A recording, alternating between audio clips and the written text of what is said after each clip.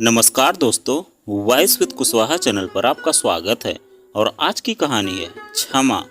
सुनीता के चले जाने से घर में मातम पसरा हुआ था। सब कुछ समाप्त हो चुका था। अभी कुछ पहले जो थी अब वो नहीं थी। कुछ भी तो नहीं हुआ था। उसे बस जरा सा दिल घबराया और कहानी खत्म। क्या हो गया सुनीता को? अरे अभी तो भली चंगी थी। सबके होठों पर यही वाक्य थे। जाने वाली मेरी प्यारी सखी थी और एक बहुत अच्छी इंसान भी। न कोई तकलीफ न कोई बीमारी। कल शाम ही तो हम बाजार से लंबी चौड़ी खरीदारी करके लौटे थे। सुनीता के बच्चे मुझे देखकर दहाड़े मारकर रोने लगे। बस गले लगे बच्चों को मैं मात्र थपक ही रही थी। शब्द कहाँ थे मेरे पास? जो उन्होंने खो दिया था उसकी भरपाई मेरे शब्द भला कैसे कर सकते थे? इंसान कितना खोखला, कितना गरीब है कि जरूरत पड़ने पर शब्द भी हाथ छुड़ा लेते हैं। ऐसा नहीं कि सांत्वना देने वाले के पास सदा ही शब्दों का अभाव होता है, मगर यह भी सच है कि जहाँ रिश्ता ज्यादा गहरा हो वहाँ शब्द मौन ही रहते हैं, क्योंकि पीड़ा और व्यथा नापी तोली तो नहीं जाती। हाय रे सुनीता, तू क्यों चली गई? तेरी जगह मुझे मौत आ जाती। इस बुढ़िया की जरूरत नहीं थी यहाँ। मेरे बेटे का घर उजाड़ कर कहाँ चली गई रे सुनीता? अरे बेचारा न आगे के रहा न पीछे का। इस उम्र में अब इसे कौन लड़की देगा? दोनों बच्चे अभी अभी आई अपनी दादी का यह विलाप सुनकर स्तब्ध रह गए। कभी मेरा मुंह देखते और कभी अपने पिता का। छोटा भाई और उसकी पत्नी भी साथ थे। वो भी क्या कहते।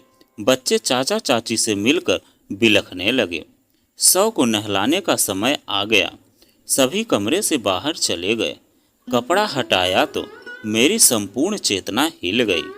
सुनीता उन्हीं कपड़ों में थी जो कल बाजार जाते हुए पहने थी। अरे इस नई साड़ी की बारी ही नहीं आ रही। आज चाहे बारिश आए या आंधी, अब तुम यह मत कह देना कि इतनी सुंदर साड़ी मत पहनो। कहीं रिक्शे में न फंस जाए। गाड़ी हमारे पास है नहीं और इनके साथ जाने का कहीं कोई प्रोग्राम नहीं बनता। मेरे तो प्राण इस साड़ी में ही अटके हैं। आज मुझे यही पहननी है। हंस दी थी मैं। सिल्क की लाल साड़ी पहनकर इतनी लंबी चौड़ी खरीदारी में उसके खराब होने के पूरे पूरे आसार थे। भाई मर्जी है तुम्हारी, नहीं पहनूं क्या? अगले पल सुनीता खुद ही बोली थी। वैसे तो मुझे इसे नहीं पहनना चाहिए। चौड़े बाजार में तो कीचड़ भी बहुत होता है। कहीं कोई दाग लग गया तो? कोई सिंथेटिक साड़ी पहन लो ना बाबा। क्यों इतनी सुंदर साड़ी का सत्यानाश करने पर तुली हो? अगले हफ्ते मेरे घर किट्टी पार्टी है और उसमें तुम मेहमान बनकर आने वाली हो। तब इसे पहन लेना। तब तो तुम्हारी रसोई मुझे संभालनी होगी। घी और तेल का दाग लग गया तो? किस्सा यह कि लाल साड़ी न पहनकर सुनीता ने वही साड़ी पहन ली थी जो अभी उसके सौ पर थी। सच में लाल साड़ी वह नहीं पहन पाई। दाह संस्कार हो गया और धीरे धीरे चौथा और फिर 13वीं भी। मैं हर रोज वहां जाती रही। सुनीता द्वारा सजोया घर उसके बिना सूना और उदास था। ऐसा लगता जैसे कोई चुपचाप उठकर चला गया है। और उम्मीद सी लगती कि अभी रसोई से निकलकर सुनीता चली आएगी। बच्चों को चाय नाश्ता पूछेगी, पढ़ने को कहेगी, टीवी बंद करने को कहेगी। क्या क्या चिंता रहती थी सुनीता को। पल भर घर को अपना छोड़ना उसे कठिन लगता था। कहती कि मेरे बिना सब अस्त व्यस्त हो जाता है। और अब देखो कितना समय हो गया है। वही है वह घर और चल रहा है उसके बिना भी। एक शाम सुनीता के पति हमारे घर चले आए। बहुत परेशान थे वे। कुछ रुपयों की जरूरत आ पड़ी थी उन्हें। सुनीता के मरने पर और उसके बाद आया गया इतना रहा कि पूरी तनख्वाह और कुछ उनके पास जो होगा सब समाप्त हो चुका था।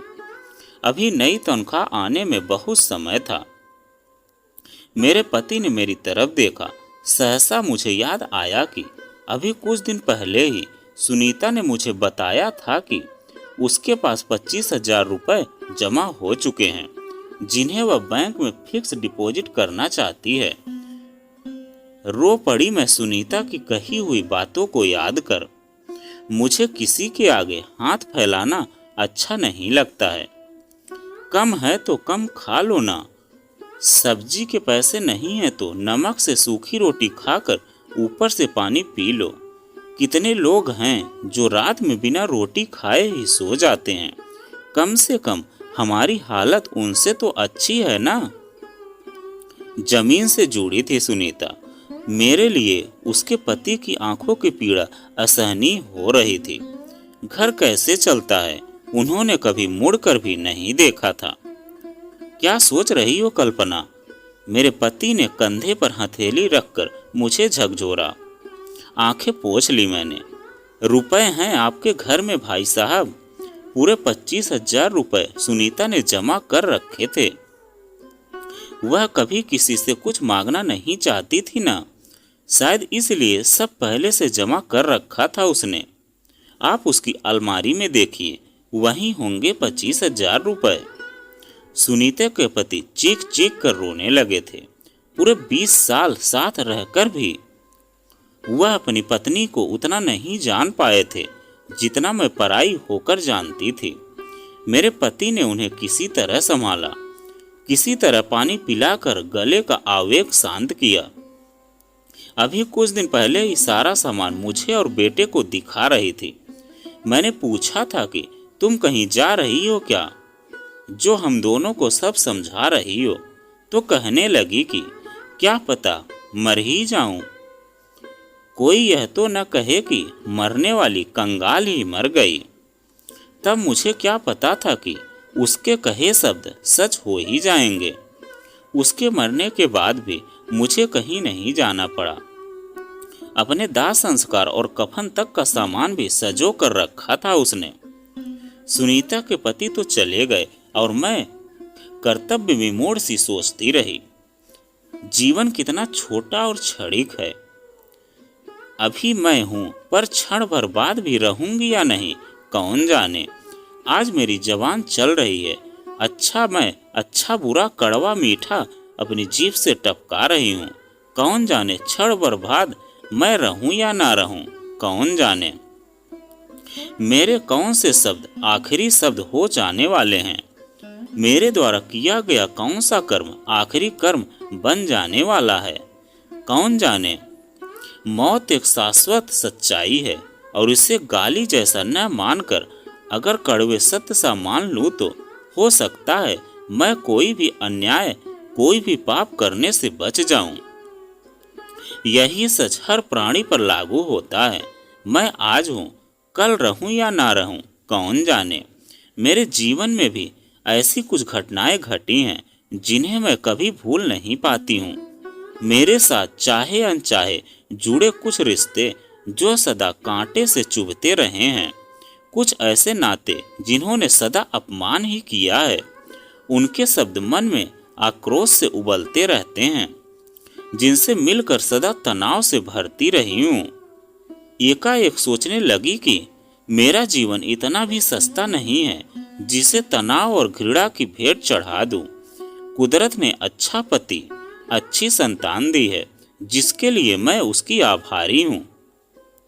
इतना सब है तो थोड़ी सी कड़वाहट को झटक देना क्यों ना अच्छा मान लो। क्यों ना हाथ झाड़ दूं तनाव से।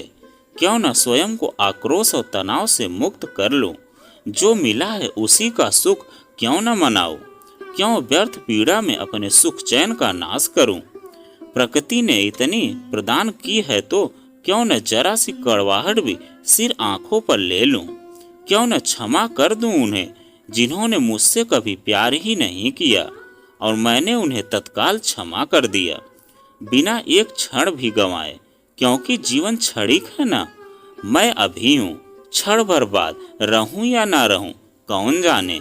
इसीलिए किसी से भी गलत व्यवहार नहीं रखना चाहिए।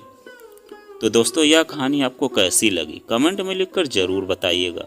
अगर आप हमारे चैनल पर नए हैं तो प्लीज़ चैनल को सब्सक्राइब कीजिएगा और वीडियो को एक लाइक कीजिएगा। तो चलिए मिलते हैं एक नई कहानी के साथ में एक नए वीडियो में। कहानी सुनने के लिए आपका बहुत बहुत धन्यवाद।